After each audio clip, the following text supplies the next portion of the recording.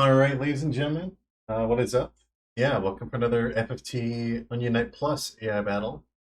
So on top we have Casual Lounge, and then on bottom we have Deep Dungeon. And I updated all of the teams, by the way, and I'll talk about them in just a bit. But before you do, let's introduce the units always as a reminder. So for um, Casual Lounge, we have Lemonade the Onion Knight, we got Wiz Daddy the Monk, Hammer Friend the Archer, and Saintly the Priest. Now for me, Deep Dungeon, we have Chubby the Onion Knight, Bacon the Wild Bow, that's more accurate, Buck the Dark Knight, and Black Feather Zero the Wizard.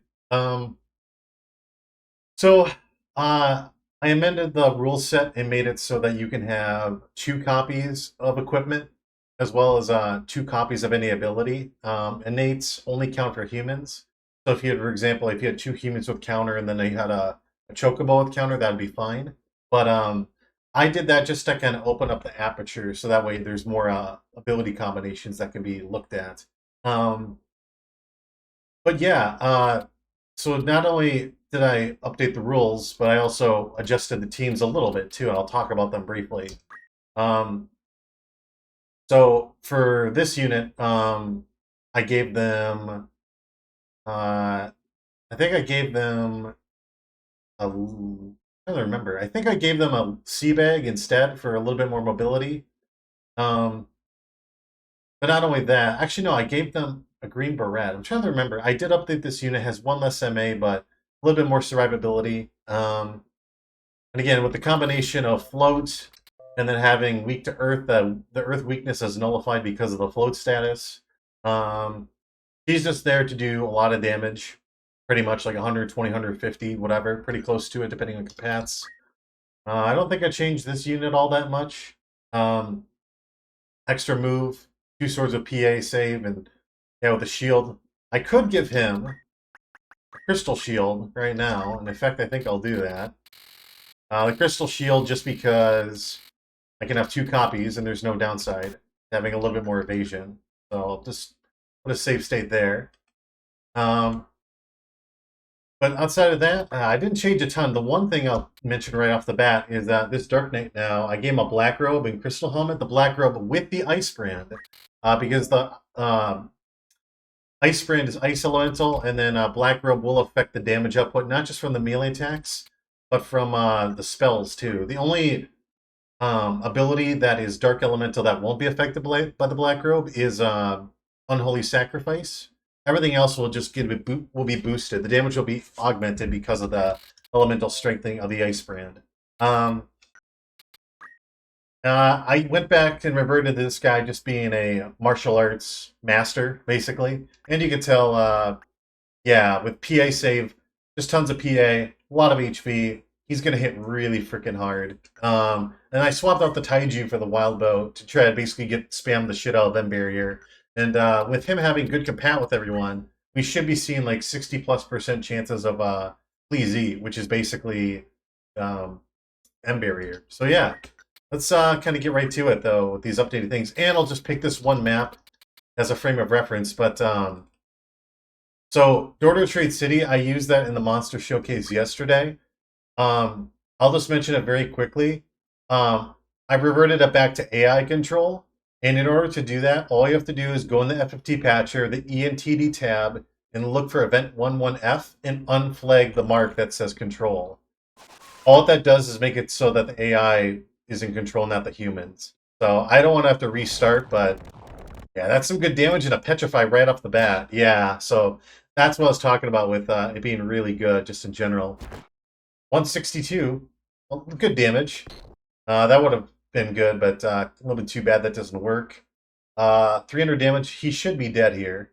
I'm guessing that's hard to say. Unholy Sacrifice, Abyssal Blade, not bad. Remember, she's got defense up, but she still took a ton of damage. Is the Elemental Strengthening. She is revived though, and it is a 2v3 or 2v4. The Onion Ice put to sleep, but I don't think it's going to matter too much. That's some decent damage, 108. So the bigs just do a fixed amount of damage. Kind of like the flails, but obviously they're evadable. This was a really small map, so yeah, that's why we're seeing a big disparity now. 120, yeah. So it's just up to a wild bow, and yeah, just getting Petrify on that wizard first turn makes a huge difference. And there's that vertical I was talking about yesterday, having 2 vertical, but that doesn't matter here. 370 damage enough to one-shot him. So, and again, that's the thing about monks, is even if they have a shield equipped, as long as they have 2 swords, or even as long as they don't have a weapon in hand, they'll still benefit from the effect of 2 swords. You can still keep your evasion. So it's pretty nice. I'll give it that. But now, now we're going to go to a large map. I want to try to pick one I haven't done before. I mean, there's a good amount. I think Weapon Storage of Yarda, we haven't done this for some time, but yeah, the wizard will actually be able to get some, as well as the priest. The priest should be able to get some wall procs off. And with the priest having defense up and innate magic defend up, yeah, with protected shell, she's going to be incredibly difficult to kill with defense up, magic defend up, protect, and shell, because those will stack with each other. It'll make it extremely hard for her to die. I'm not sure if she'll go off. She should. Yeah, it looks like she is. Now, because she doesn't have short charge, she won't be getting it off. She shouldn't be getting up before this wizard does. Yep.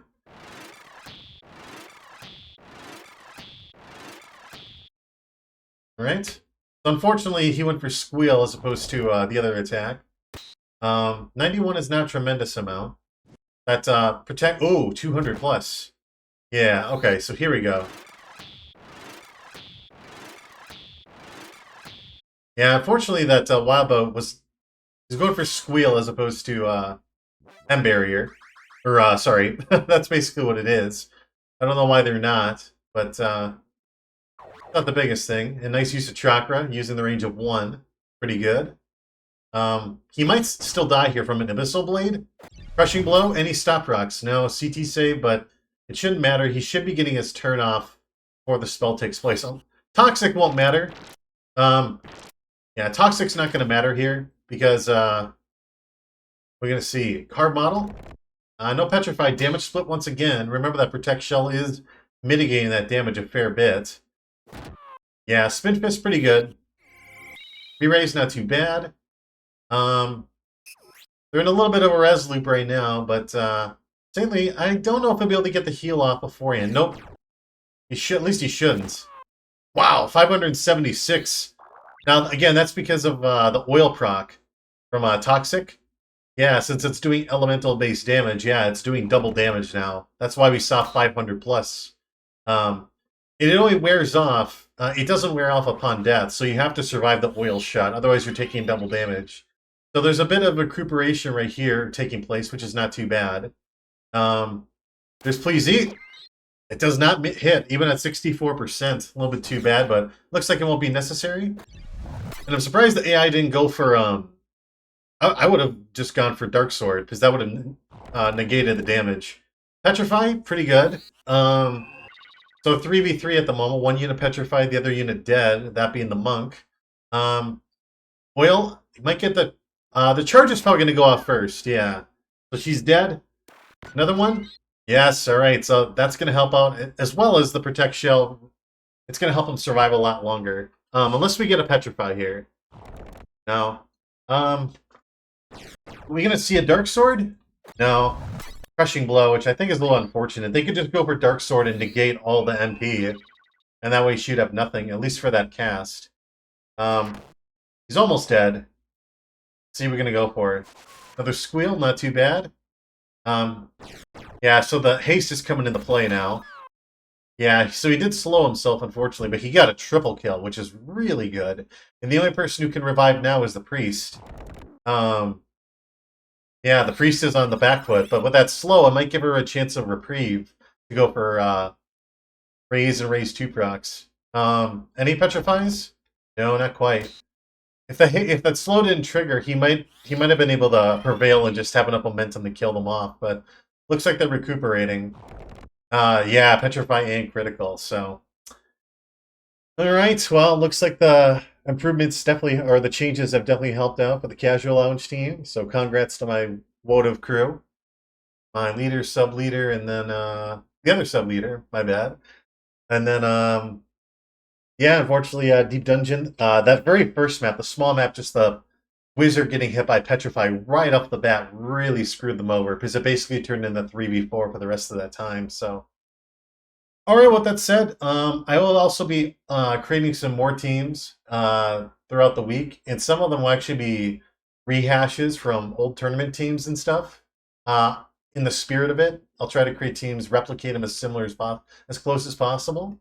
And yeah, if you want to see some of the action yourself, feel free once again to just email me to my account listed below. And then Saturday and Sunday, probably Sunday, I'll have a Discord posted with additional information, graphics, a place to submit team designs, and of the like. But yeah, with that said, I'll see you guys for tomorrow's video. Take care until then.